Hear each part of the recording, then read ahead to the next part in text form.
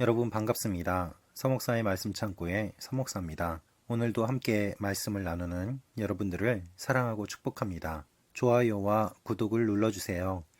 여러분과 함께 더 많은 말씀들을 나누기 원합니다. 오늘은 예레미야 44장 1절에서 10절 말씀입니다. 오늘 말씀은 하나님께서 이집트로 내려간 유다 백성들을 향한 심판의 메시지를 말씀하고 계십니다. 하나님께서 보내신 선지자의 말들을 듣지 않았고 악한 일들을 했기 때문에 유다 백성이 재난을 경험했음에도 불구하고 그들은 뉘우치지 않았고 애굽으로 도망갔습니다. 그리고 애굽에서 한 일은 무엇입니까? 애굽에서도 다른 신들에게 분향하며 하나님의 율법을 지켜 행하지 않았습니다. 하나님께서는 그들의 이러한 죄악들을 보시고 예레미야를 통하여서 심판의 메시지를 선포하십니다. 이 말씀을 통하여서 우리에게 주시는 하나님의 말씀을 함께 나누기 원합니다. 하나님께서 오늘 말씀하시는 내용은 무엇입니까? 하나님의 말씀은 이렇게 기록되어 있습니다. 2절, 3절, 4절입니다. 이스라엘의 하나님 만군의 여호와가 말한다. 내가 예루살렘과 유다의 모든 성읍들에 내린 모든 재앙을 너희가 보았다. 보라, 오늘날 그 성읍들이 폐허가 돼 그곳에 아무도 살지 않는다.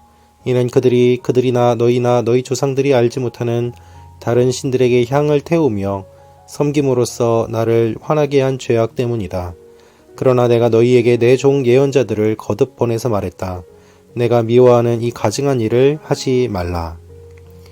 여러분, 하나님께서 말씀하시는 내용은 무엇입니까? 너희는 재앙을 경험해서 너희가 살던 성읍들이 폐허가 되었고 그곳에 아무도 살지 않는데 왜 너희는 아직도 정신을 차리지 못하느냐라는 것입니다. 여러분, 심판의 목적은 깨닫게 하기 위함입니다. 우리 인생에 고난이 있는 것은 하나님께서 우리를 깨우치시기 위함입니다. 그런데 그렇게 해도 깨닫지 못한다면 하나님의 진노가 더욱더 심해질 뿐입니다. 하나님은 이렇게 말씀하십니다. 그들이나 너희나 너희 조상들이 알지 못하는 다른 신들에게 향을 태우며 섬김으로써 나를 화나게 한 죄악 때문이다. 이스라엘이 심판을 받은 이유는 하나님이 아닌 다른 신들을 섬겼기 때문이다 라는 것입니다. 여러분, 하나님이 아닌 다른 신들을 섬기는 것이 왜 심판을 가져오게 됩니까? 그것은 다른 신들을 섬길 때에 일어나는 여러 가지 일들 때문이었습니다. 다른 신들을 섬긴다는 것은 그 신들이 우상임과 동시에 그에 동반되는 행위들이 부정직하고 음란하고 인간의 욕구만 충족시켜주는 그러한 수준의 것들이었기 때문입니다.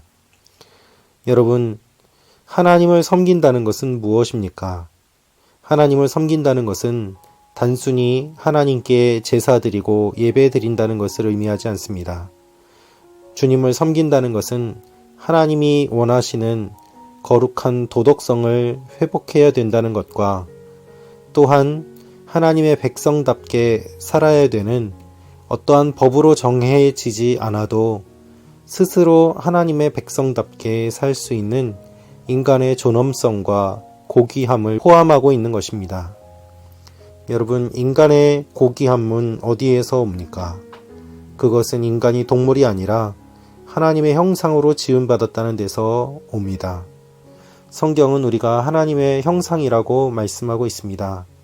그래서 하나님의 형상이기 때문에 하나님을 닮아가고 하나님의 성품을 닮아가며 하나님의 자녀다운 삶을 살아갈 때 하나님께서 기뻐하신다고 말씀하고 계시는 것입니다. 단순히 착하게 살라는 도덕적인 이야기가 아니라 본질적인 변화를 이야기하며 그 회복을 말하고 있는 것입니다. 하나님은 그것을 깨우쳐 주시기 위하여 하나님께서 세우신 나라를 없애면서까지 백성들을 심판하셨습니다. 그러나 백성들은 그럼에도 불구하고 이집트까지 와서 다시 한번 하나님이 아닌 우상들을 섬기는 모습을 보게 됩니다. 그들은 살고자 이집트에 왔지만 이집트에 와서도 살아남는 유일한 길인 하나님이 아니라 우상을 섬기는 모습을 보이고 있었던 것입니다. 그것은 하나님 앞에 큰 악이었고 또한 멸망할 수밖에 없는 일이었습니다.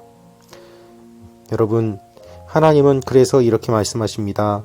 9절 10절입니다. 유다 땅과 예루살렘 거리에서 그들이 저지른 너희 조상의 죄악과 유다 왕들의 죄악과 그들의 왕비들의 죄악과 너희의 죄악과 너희 아내들의 죄악을 너희가 잊었느냐.